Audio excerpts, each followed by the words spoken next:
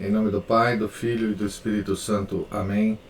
Ave Maria, cheia de graça, o Senhor é convosco. Bendita sois vós entre as mulheres, e bendito é o fruto do vosso ventre, Jesus. Santa Maria, Mãe de Deus, rogai por nós, pecadores, agora e na hora de nossa morte. Amém. São Felipe Neri, rogai por nós. Nossa Senhora de Fátima, rogai por nós. Em nome do Pai, do Filho e do Espírito Santo. Amém. Amém. Então, nós estamos na página 417 da biografia de São Paulo Apóstolo, escrita pelo padre Joseph Rosner. Estamos no item A Última Viagem a Jerusalém. Tem como referência Atos, capítulo 20, versículos de 3 a 21, e o capítulo 16, Romanos, capítulo 15, versículos 25 a 32. O inverno tinha passado. No dia 5 de março, Roma anunciou solenemente o recomeço da navegação com o Navigium Isiris, o barco de Ísis, deusa egípcia, protetora dos mares. Paulo preparou a sua partida para Jerusalém, de onde pretendia zarpar com destino a Roma. Ali chegaria efetivamente, no fim das contas, mas de um modo bem diferente do que pensava. Não ignorava o risco que corria, decidindo-se a entregar pessoalmente em Jerusalém o produto da coleta levada a cabo com tanto sacrifício. Mas a grande unidade católica era o que mais lhe importava. Via nela um testemunho da verdade. Sempre fora um defensor da tradição. E para ele o caminho de Roma passava por Jerusalém, se queria apresentar-se em Roma lado a lado com São Pedro. No interesse dessa confraternização dos dois partidos, em que a igreja estava dividida, deviam acompanhá-lo representantes de diversas regiões de missão. Se até aquele momento sua vida itinerante e cheia de perigos tinha sido uma imagem da vida errante de Jesus, agora passaria a oferecer traços cada vez mais claros de semelhança com a do seu mestre. A sua última viagem a Jerusalém reproduz, sob diversos aspectos, a derradeira viagem de Jesus, quer pelo pressentimento do fim, quer pelo heroísmo com que volta o seu rosto para Jerusalém, a matadora dos profetas, quer ainda pelos últimos avisos que recebe dos seus amigos. Tal como o Senhor vai conscientemente ao encontro da catástrofe em obediência à vontade do Pai. Marcos 10, 32. É extraordinária a atração que Jerusalém exerce sempre de novo sobre o apóstolo. Mas mais extraordinária ainda é a comum tragédia interior que une mestre e discípulo, uma vez que ambos foram considerados traidores e inimigos nacionais pela profunda fidelidade que devotavam ao seu próprio povo. Para podermos apreciar a coragem do apóstolo, devemos ter em conta as ferozes atrocidades cometidas pelo partido dos Zelotes. Essa seita judaica fanática esperava a vinda do reino messiânico como o dia da sua vingança contra os gentios, e havia dado início desde já à Guerra Santa, organizando bandos de ladrões, conhecidos pelo nome de sicários, por causa dos seus punhais, sica, em forma de foice. Incendiavam aldeias inteiras, se estas lhes recusavam a obediência, e por ocasião das festas que se celebravam em Jerusalém, misturavam-se entre os fiéis no templo com o punhal oculto sobre a túnica, apunhalavam com a rapidez do raio as suas vítimas e depois perdiam-se por entre a multidão. Então, é o partido dos zelotes, né? Judeus. Cristo tinha avisado inutilmente os sacerdotes de que não deveriam abusar da religião e das esperanças messiânicas para fins políticos.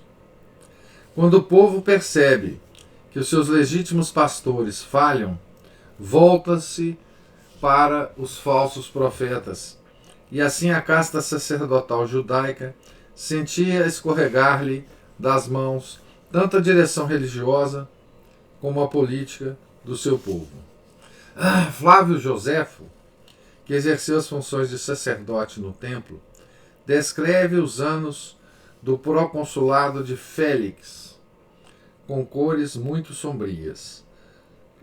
Assim conta-nos como o charlatão chamado Teudas fascinou as massas e como, mais tarde, outro impostor, vindo do Egito, arrastou uma enorme multidão até ao Monte das Oliveiras para lhes mostrar que as muralhas de Jerusalém desabariam à sua voz. Félix opôs-se a esses rebeldes de armas na mão. Centenas sucumbiram no local, uns 200 foram presos e o egípcio fugiu para nunca mais ser visto. Já no porto de Cêncreas, Paulo teve ocasião de experimentar um antegosto do que o esperava em Jerusalém. Por ocasião da Páscoa, todas as rotas marítimas ou terrestres eram invadidas por peregrinos que iam à Cidade Santa.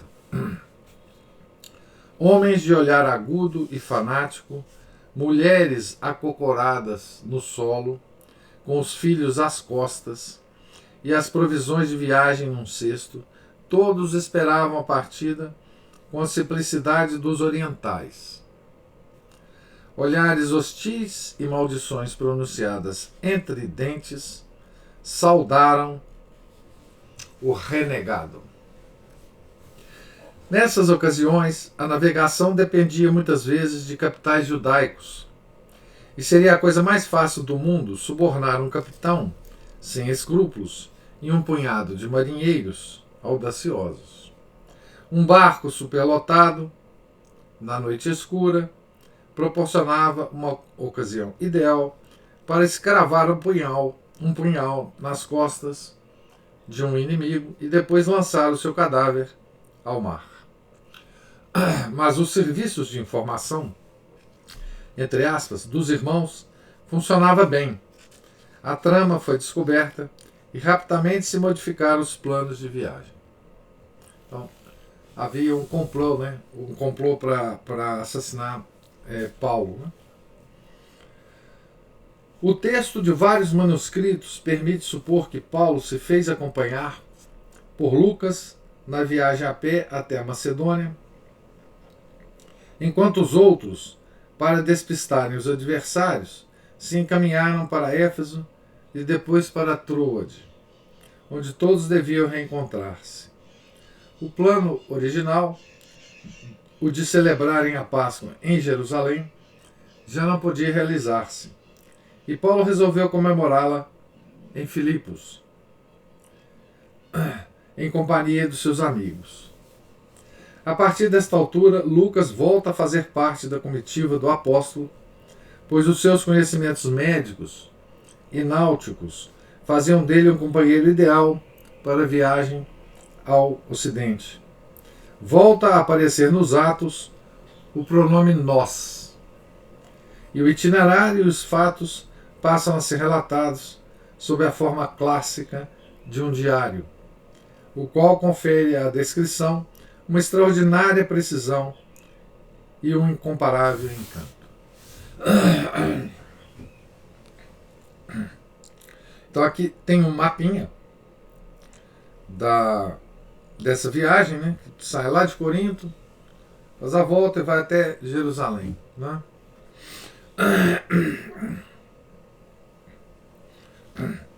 Então, nós estávamos aqui no ano 58, então é o ano que ele partiu, né? A Páscoa recaiu na terça-feira, 28 de março. Na terça-feira seguinte, 4 de abril, Paulo despediu-se dos seus filipenses e no porto de Neápolis encontraram um navio prestes a partir para Troade. Abre aspas. Nós, depois dos 5 dias dos ázimos, fizemo-nos à vela de Filipos. Fecha aspas. Atos 20, versículo 6. Que plenitude de sentimentos não se esconde neste nós. É toda uma história de um coração humano. Não devemos imaginar a vida do apóstolo com cores demasiado sombrias, pois Paulo foi um grande mestre da amizade. As amizades eram para ele uma necessidade na sua atividade apostólica.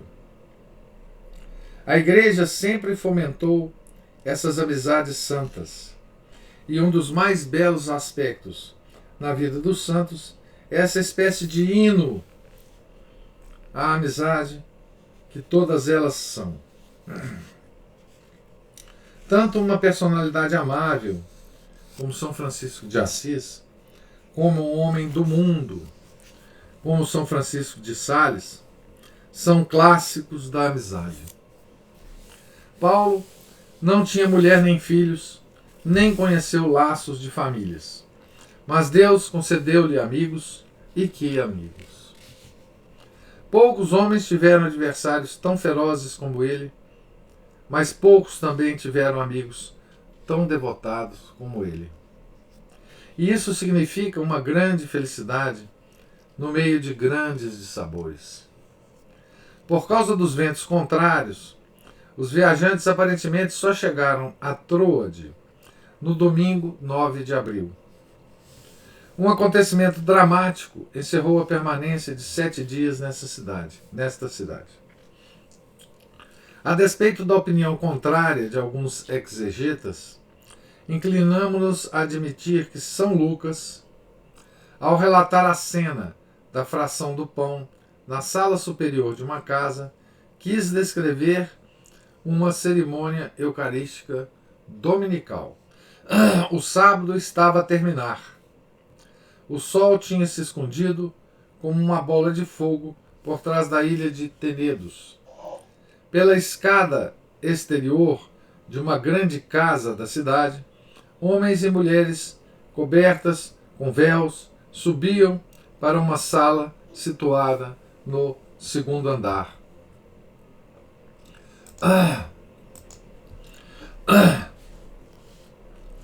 As janelas estavam abertas de par em par, a fim de permitir a entrada da brisa refrescante naquela abafada noite de primavera. Lucas é um observador arguto. Vemos a multidão que escuta atentamente, as inúmeras lâmpadas de azeite suspensas do teto, as cortinas agitadas pelo vento noturno.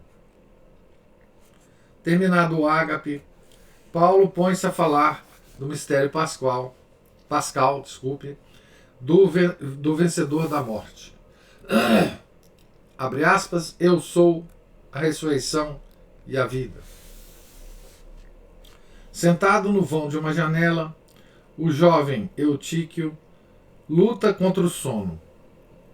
De repente, ouve-se um grito de aflição. O rapaz despenhara-se no pátio. Paulo desce rapidamente as escadas e, como Elias e Eliseu, aqui tem as referências bíblicas sobre Elias e Eliseu, estende-se sobre o jovem exânime e devolve-o à vida. Eu sou a ressurreição e a vida. Com que sentimentos não terá a comunidade cantado essas palavras depois de semelhante lição prática? Quanto a Paulo, nem mesmo comentou o milagre. Continuou a sua pregação e depois repartiu o pão da vida. Já não se podia pensar em dormir por causa do adiantado da hora. O navio que devia levar os amigos do apóstolo a Assos partia de madrugada. Aliás, o Códice de Beze afirma que o jovem Eutíquio também esteve presente na largada, são e salvo. Paulo percorreu por terra o caminho até aquele porto, uns 25 quilômetros, talvez para visitar de passagem alguns cristãos. Também teria necessidade de recolhimento para repassar os seus pensamentos e falar a sós com Deus. Havia matéria abundante a meditar e a tratar com Cristo. Por toda parte, sentira presságios no coração e receber advertências proféticas durante os atos de culto. Deveria, por acaso, renunciar ao seu projeto de ir à Espanha? Seja como for, sabe que a sua vida se aproxima do fim. Com passos tranquilos, desce pela Rua das Sepulturas, passa pelas fontes termais de Troade e depois atravessa os bosques de carvalhos no sopé do Ida, a montanha dos deuses. Por volta do meio-dia, Assos apresenta-se diante dele a implacável luz do sol, pendurada sobre um abrupto rochedo. Abre aspas, ide a Assos, se pretendeis suicidar-vos. Fecha aspas, observa o velho poeta. Pelos degraus talhados na rocha, Paulo desce até o porto e reúne-se aos seus companheiros. É provável que tivesse fretado um pequeno barco costeiro para evitar perdas de tempo com cargas e descargas. Era o primeiro barco de peregrinos cristãos com destino a Jerusalém. E que peregrinos, né?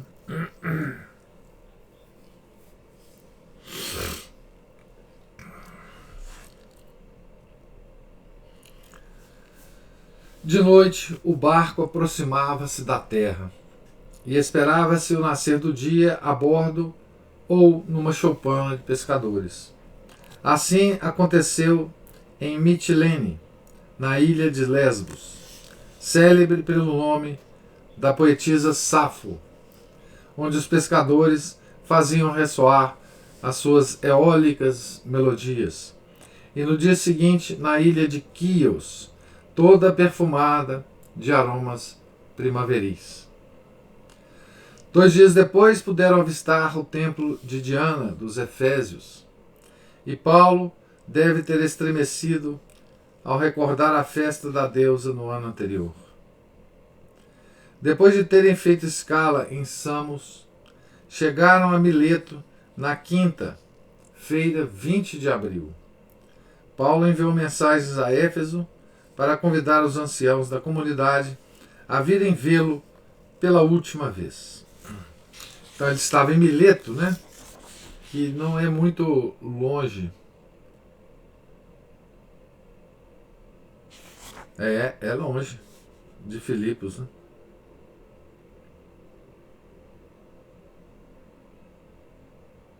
né? É bem... não é perto, não. A cena de despedida em Mileto constitui um dos quadros mais emocionantes do Diário de Lucas. No discurso de despedida, Paulo descreve a sua solicitude apostólica com uma eloquência que vem do coração. Cada palavra reflete a consciência de seu ministério e a sua fidelidade ao dever. Abre aspas.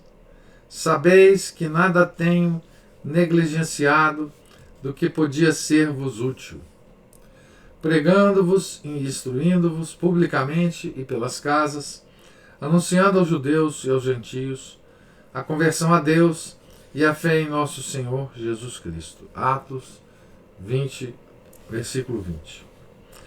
Teria podido tornar a sua vida bem mais agradável se em Antioquia, em Corinto ou em Éfeso tivesse passado por alto as divergências existentes, a oposição entre o judaísmo e o cristianismo, se tivesse recuado por timidez ou por falso respeito.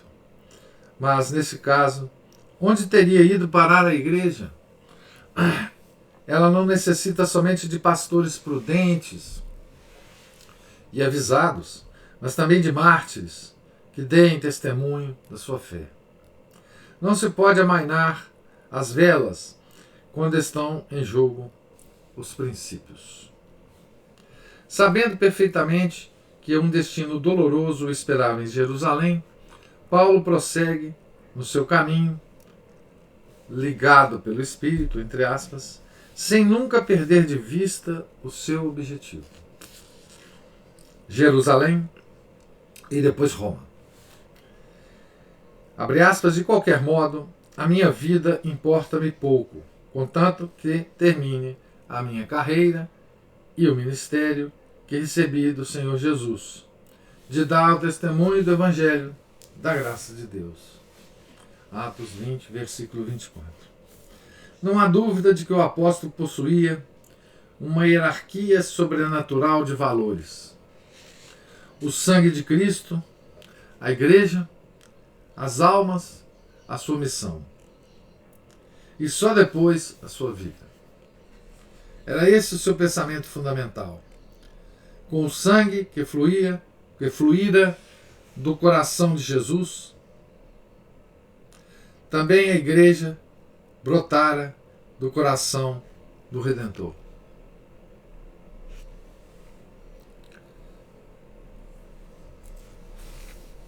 Hoje, inclusive, falando em sangue, né? Aqui fala com o sangue que fluíra do coração de Jesus, né? E hoje é dia do preciosíssimo sangue de Nosso Senhor, né? Hoje é a comemoração do preciosíssimo sangue de Nosso Senhor.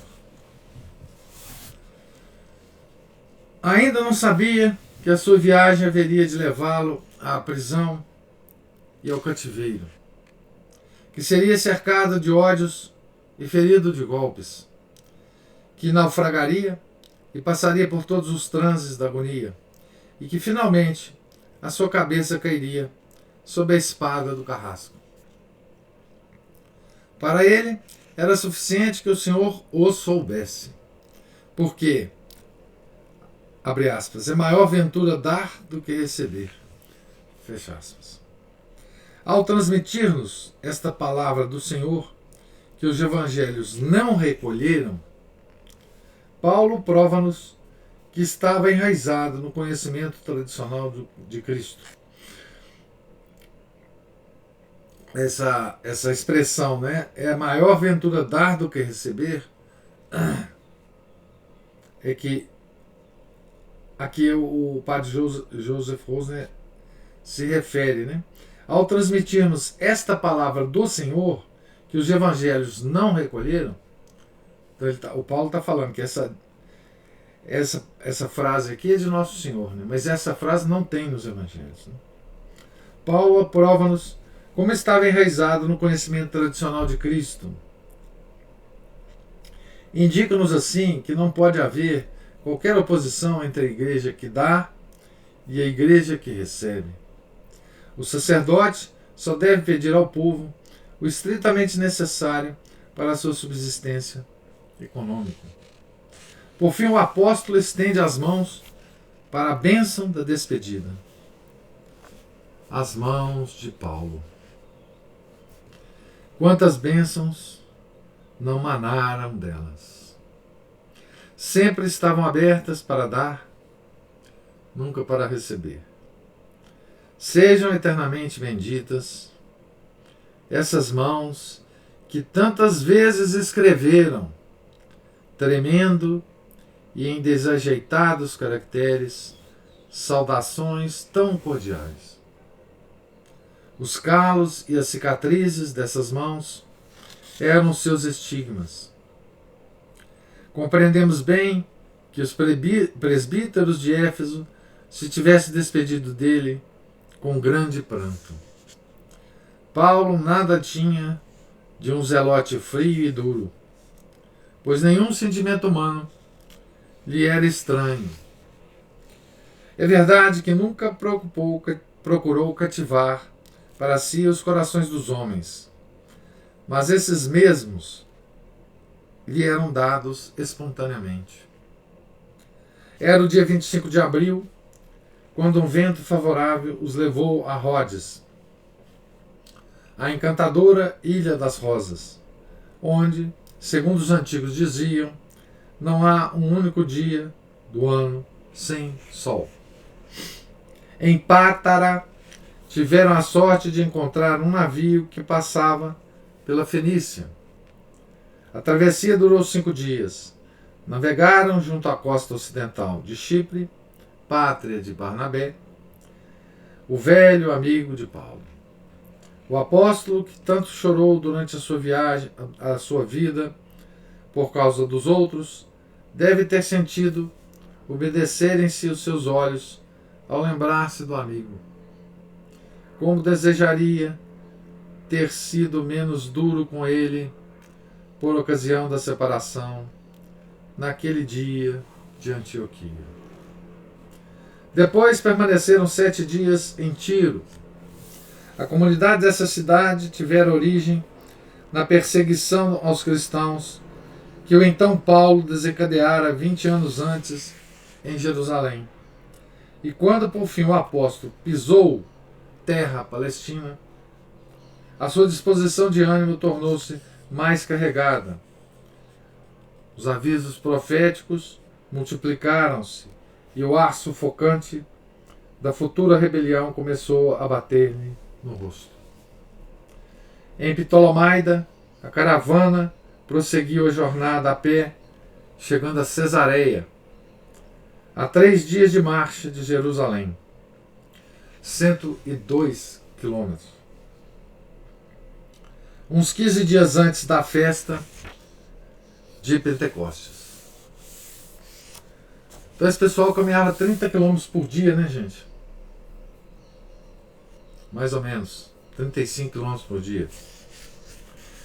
Paulo desejava passar ali alguns dias em sossego e recolhimento, em casa do seu amigo Filipe, homem segundo o seu coração, que se chamava a si mesmo, humildemente, evangelista, isto é, apóstolo de 2ª categoria, embora fosse um dos 7 diáconos, herdeiro do espírito de Estevão.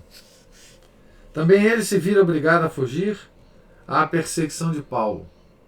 Tinha evangelizado a Samaria e a região vizinha de Jope, e fixara-se por fim em Cesareia. Entretanto, tornara sua a amplidão de horizontes de São Paulo. O apóstolo pôde passar umas horas deliciosas no terraço daquela casa, olhando o mar ao fim da tarde. Quantas recordações diversas não lhe viriam ao espírito, permitindo-lhe ver como o Senhor dispusera tudo para o bem. O carisma de Filipe, o dom da, abre aspas, edificação, exortação e consolação, fecha aspas, tão apreciado por Paulo, tinha se comunicado às filhas do diácono e impressionou vivamente o apóstolo. Estas 4 virgens, as primeiras que, segundo temos notícia, se consagraram a Deus no seio da igreja, e das quais Hildegard von Bingen e Catarina de Sena haveriam de ser dignas imitadoras pelos seus dons proféticos, estavam sentadas aos pés do célebre mestre, a quem em breve teriam ocasião de servir durante o cativeiro de Cesareia. Então, filhas de Filipe, né? É um dos 7 diáconos. Mas mesmo esses dias repousantes se turvaram. Impelido pelo Espírito, o profeta Agabo, que conhecia São Paulo de Antioquia, desceu de Jerusalém para impedi-lo de continuar a viagem. Durante um ato de culto, colocou-se diante de Paulo, tomou-lhe o cinto, atou-o ao redor de seus próprios pés e mãos e disse em voz alta, abre aspas, isto diz o Espírito Santo. Assim atarão os judeus em Jerusalém o homem a quem pertence este cinto e o entregarão às mãos dos gentios. Fecha aspas. Era a linguagem simbólica dos antigos profetas que nunca deixava de impressionar. Desta vez, os amigos de Paulo perderam a presença de espírito e suplicaram-lhe que desistisse da viagem. Mas a sua decisão era irrevogável. Abre aspas. Que fazeis chorando e afligindo o meu coração? Porque eu estou disposto não só a ser preso, mas também a morrer em Jerusalém pelo nome do Senhor Jesus. Fecha aspas. Esta disposição para o sofrimento não tinha nada de fanático, pois se fazia acompanhar de uma consciência perfeitamente esclarecida. O apóstolo sabia que as profecias eram obra do Espírito Santo, mas as advertências provinham apenas da fraqueza humana dos seus amigos, que só consultavam os seus sentimentos naturais. Que grandeza e que fervor! Paulo é um rochedo inabalável no meio do mar tempestuoso. Na quarta-feira anterior ao dia de Pentecostes, a caravana empreendeu a última etapa da viagem. Alguns discípulos de Cesareia acompanharam-nos até Jerusalém por Antipátrida e pela fértil planície do Saron, onde os camponeses já ceifavam os primeiros feixes de trigo, e depois pelo altiplano rochoso da Judéia. Aproximaram-se da Cidade Santa na véspera do grande sábado de Pentecostes.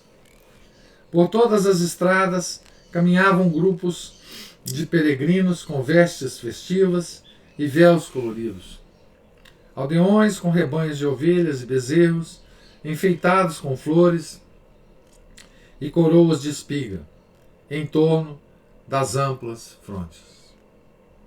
Assim entrara pela primeira vez na cidade, 40 anos antes, cantando e cheio de júbilo, o jovem filho de um certo comerciante de Tarso, acompanhado pelo seu pai. Talvez fosse a mesma época em que o divino adolescente de Nazaré percorria esses mesmos caminhos pedregosos. Também agora a cidade regurgitava de peregrinos, vindo de todo o mundo para celebrar a festa, dispostos, na sua maioria, a passar as noites ao ar livre, sob as suas tendas. A comitiva de Paulo hospedou-se em casa de Nason, de Chipre, um antigo discípulo do Senhor. A igreja oficial de Jerusalém não dispunha de alojamento para o maior dos apóstolos. Então, aqui nós terminamos, né, o grande capítulo do livro, né, que é sobre a terceira viagem. Né? Talvez esse seja o maior capítulo do livro. Eu não sei exatamente, não comparei não, mas talvez esse seja o maior capítulo do livro, né? Nós começamos lá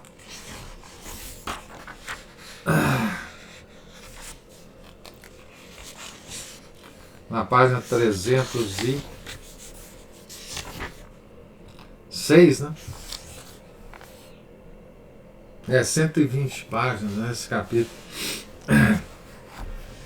Então terminamos aqui essa terceira viagem do Paulo, que vai terminar em Jerusalém e vai torná-lo prisioneiro, né? Então esse capítulo 7 é o prisioneiro de Cristo, né? O título é o prisioneiro de Cristo. Nós temos um tempinho aqui, vamos começar pelo menos a lê-lo. O conselho fatal. Atos 21, versículos 17 a 26. Paulo encontrava-se novamente em Jerusalém, pela quinta e última vez depois da sua conversão. Os terroristas judeus dominavam as ruas da cidade. E Paulo, que lhes perturbava os sonhos nacionalistas, era por eles odiado. Então, os sonhos nacionalistas eram exatamente os mesmos sonhos de Judas Iscariotes, né? Essa animosidade contagiou também uma parte dos cristãos de Jerusalém. Porque se dizia que o apóstolo animava os judeus cristãos a afastar-se da lei e a deixar de circuncidar os filhos. Tiago estava velho e já não tinha forças para refrear os convertidos do partido farisaico. Na carta que dirigiu aos Coríntios, São Clemente Romano afirma que a inveja foi responsável pela desgraça de Paulo. E assim parece provável que tenha sido vítima de uma combinação entre os infiéis e os falsos irmãos. Enfim, né? Do terraço da casa em que se havia hospedado, o apóstolo podia ver o afluxo da multidão que invadia as ruas por causa da festa de Pentecostes. Partos, medos, elamitas, habitantes da Mesopotâmia, do Ponto e da Ásia.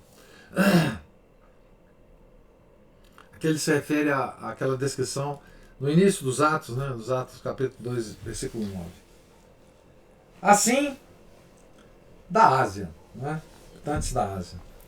Não lhe agradaria excessivamente ver ali esses grupos de judeus fanáticos da Ásia Menor, de Éfeso, fáceis de reconhecer pelo seu traje nacional de cores claras. Os assassinos contratados em Corinto encontravam-se também entre a multidão, espreitando-o, e a notícia da chegada do renegado tinha se espalhado com rapidez pelas ruas, pelos bazares, pelos acampamentos das caravanas. Dificilmente escaparia da morte às mãos dos zelotes. Vamos terminar aqui a leitura de hoje ao modo dos filmes policiais, né? E vamos aguardar as cenas dos próximos capítulos. Então, Paulo ameaçado, né? Paulo encurralado, Paulo espreitado, né? Por seus inimigos, né? Mas veja, aqui o problema é político com Paulo, tá? Não é problema religioso, não. É um problema político criado por um problema religioso, né? Paulo era uma pedra no sapato dos nacionalistas, né? Como Jesus foi um sapato só uma pedra no sapato também do poder da sinagoga, né? Então, Paulo era quem destruía, né, aquele sonho nacional judeu, né, que nunca acabou. Né? Esse sonho até hoje existe. Né? O sonho da nação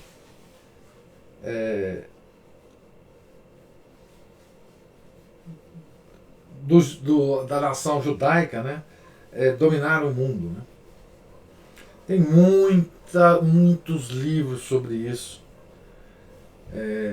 De como é que esse espírito, né, dos judeus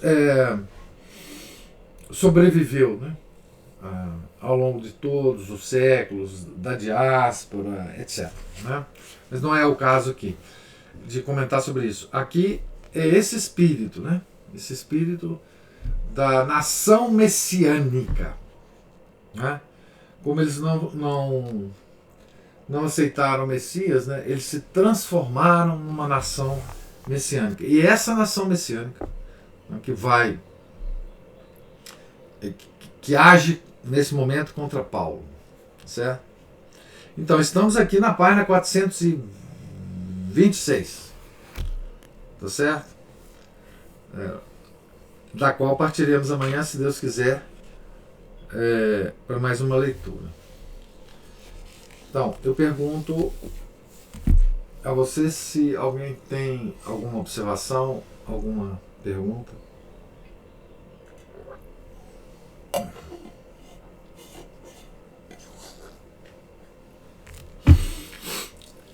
Então, não tendo, Deus lhes pague a presença, a paciência. Tenham todos um santo dia. Hoje é fé. Opa, tem sim, Ana Paula. Ana Paula levantou a mão aí. Na verdade é o Márcio que quer. Ah, mais o Márcio. Puxa vida. Diga lá, Márcio. Oi, professor. Tudo bom? Bom. Bom, eu acompanho os outros dias também, só que eu fico quietinho aqui. Tá? Eu sei. É o seguinte, a impressão que me dá é que esse milenarismo zelota aí, ou dos zelotes, né? Ele me parece uma espécie de proto-TL, né? Aquela coisa de que, como todo milenarismo, né? Como toda utopia, aquela ilusão de um paraíso terreno, né? Isso eu poderia fazer um comentário, sim. E outro. Aliás, em algum momento nós discutimos, eu acho que foi quando a gente estava discutindo o antropoteísmo, em algum momento, por causa da cabala judaica, né? O povo judeu, não tendo aceitado o Messias anunciado no Velho Testamento, eles começaram a interpretar o Velho Testamento, a figura do Messias, como a figura de uma nação e não de uma pessoa. A nação que faria uma espécie de paraíso na Terra. Mas está certíssimo, Márcio. Está certíssimo. Que é num tempo futuro onde o Deus de Israel, encarnado agora, não numa pessoa, mas numa nação, governasse o mundo. Essa é o espírito desde da época. Né? É o espírito, quer dizer, como aquele homem que foi crucificado, homem-deus, nosso Senhor Jesus Cristo, ele não encaixou na figura do Messias, que ia libertar Israel do jugo romano e que ia iniciar a fase da nação messiânica. Eles falaram, bom, não é esse o cara, e agora nós vamos transformar a nação no Messias. E aí a nação é agora a figura do Messias do Velho Testamento. E essa interpretação teológica dos rabinos, ela se manteve ao longo dos milênios. Né? Ela é uma interpretação, até hoje, em vigência, né? E muito influente no judaísmo. Né? Tem sim certas semelhanças com a teologia da libertação. Todo tipo de milenarismo, tá certo?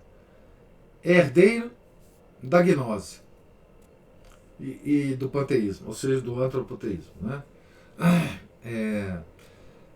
E você vê traços desse mesmo sistema de ideias, né? Em coisas aparentemente desconexas. Né? Por exemplo, a ciência moderna ela é milenarista. Né? A crença na ciência em substituição à providência, porque hoje a gente substituiu ciência a providência por ciência, ela é um culto ao milenarismo. Quer dizer, a ciência vai um dia chegar a curar todas as doenças, a fazer o homem viver centenas de anos, vai resolver todos os problemas dos sofrimentos humanos, etc. E nós vamos viver num paraíso. Ciência misturada com marxismo vai dar no nosso milenarismo, né? Onde viveremos sem propriedade, onde tudo é de todos, a felicidade é geral, a nossa saúde é perfeita, etc, etc, etc. Né? Então, isso extravasou, né, para a sociedade e atingiu a igreja em cheio. Atingiu a igreja em cheio. Nos próprios documentos do concílio, naquela otimismo de João 23, de Paulo VI, tem traços, né? Tem resquícios desse milenarismo. Acabaremos com a pobreza, até ele fala isso, né? Acabaremos com a pobreza no mundo, tudo ficará maravilhoso, etc, etc, etc. Em nome dessas ideias, né? Que o Paulo era inimigo disso, né? Claro. Paulo dizia o seguinte: Paulo era igual um João Batista, né? Olha, gente, nós estamos todos aqui, mas a parousia está aí. Jesus Cristo vai voltar. Ajeite os caminhos, endireite os caminhos, né? João Batista falava assim, né? Vocês ficam, tomem tento, o bicho vai pegar. Isso é completamente contrário a essa ideia otimista e milenarista, né? Então, o Paulo ele tinha que ser eliminado, obviamente, né? Porque ele era uma figura que tinha uma influência, né? E não pequena, né? E tinha uma retórica, então, é isso aí que estava se passando nesse momento, né? E as razões da morte de Paulo, da prisão, etc., depois que levou à morte, não é outra senão essa, né? Paulo não era otimista, né? Paulo não tinha esse otimismo boboca, né? Dos milenaristas, dos vaticanistas segundos, né? Dos católicos jujubas e mimizentos, né? Então Paulo tinha uma visão clara da realidade humana, do pecado original, da situação precária em que nós vivemos, enfim, por isso que ele era o cara a ser atingido, morto, né? Eles queriam matar o Paulo lá em Jerusalém, eles não queriam que ele ainda vivesse, né? Mas ele ainda viveu um pouco. Né? Espero ter respondido sua pergunta, Márcio.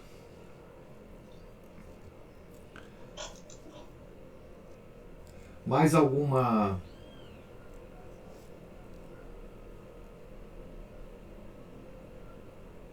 observação? Ou alguma pergunta?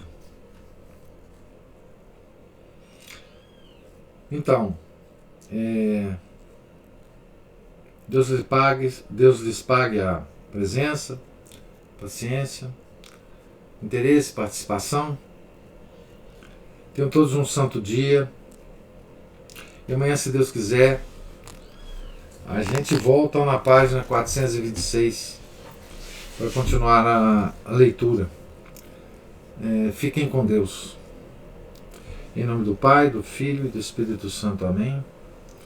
Ave Maria, cheia de graça, o Senhor é convosco. Bendita sois vós entre as mulheres, e bendito é o fruto do vosso ventre, Jesus. Santa Maria, Mãe de Deus, rogai por nós, pecadores, agora e na hora de nossa morte. Amém. São Felipe Neri, rogai por nós. São Paulo Apóstolo, rogai por nós. Nossa Senhora de Fátima, rogai por nós. Em nome do Pai, do Filho e do Espírito Santo. Amém.